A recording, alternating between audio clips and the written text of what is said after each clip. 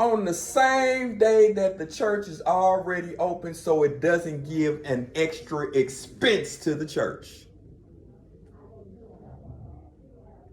You like that, thoughts? I smile only because, fortunately, my church is doing that. See? See? That's what I'm trying to tell you. You, J. Edgar Hoover said, you want a job? This is what he said. You want a job? Dig a hole, fill a hole. You create a need, you create a job. So we know what the need is. And I'm telling you, you will get people in and that will grow, and you will be surprised how it takes off because they're interested in learning. And please tell me, who doesn't want something for free? But you're winning, because in the process you can be teaching the Bible about who was the greatest songwriter in the Bible. I'm like, yeah, I'm like, yes, man. I'm like, what's taking so long? No, the greatest songwriter in the Bible was David. So now you can implement Psalms, which has 150 chapters, into your students about music of the Bible. That's one solution. And I did want to say this. Mm-hmm. You notice we got that gym over there.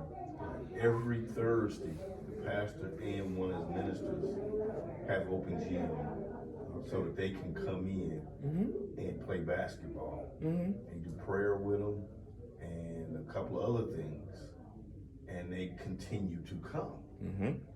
So he's using that as an outreach ministry because he knows that, you know, may not be that many gyms around here that's open like that. And on Thursday, you see that little part of the parking lot filled up. And listen, you're absolutely right. So if we rewind and go back into history, we talked about Reaganomics a couple of days ago. So in the inner city schools of St. Louis, just about every elementary school in the community, some part of North St. Louis, South St. Louis, are closed. The next thing that are closed is I grew up on rec centers. You don't have community centers and rec centers like you used to. When I came down here from a couple of places back and forth and traveling through my life, I used to box with 12th and Clark. Then we had a gym over in St. Louis called Tandy's where we used to go and box. So you had things that you can do that kept children off the street and put them in safe places where they can learn different things and grow. The fun thing about this right now is you don't have that, but the church can be that. You just got to come up with the idea. I can't give you my $100 million ideas in these 4 days. I ain't gonna do it. But what I'm trying to tell you is, if you put your feet to the fire, you can create whatever it is you need to create. Because it's available. Like I told you, there are grants for things that the church does not have to come out of pocket on. That's all you got to do is apply for the grant. There are ministries that are in you guys that somebody else can fund. I'm talking to my sister right now because she know where we at. That will help us get to where we need to be. But you got to search for them. There's a book out called The Perfect Grant Writer. Teaches you how to write grants. And once you do one, you know how to do them all. Some has more criteria than others. But once you do one and you say, okay, I'm gonna write this grant and get $500 for the first one, and you see that you get it, you know the process to keep it going.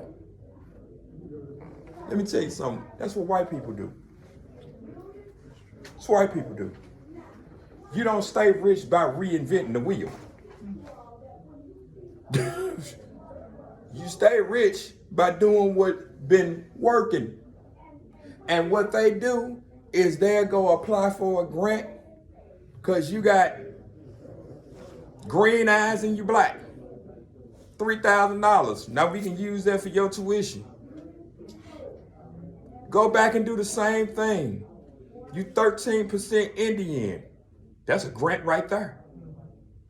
Anything more than 13% Indian, you already qualify for a whole lot.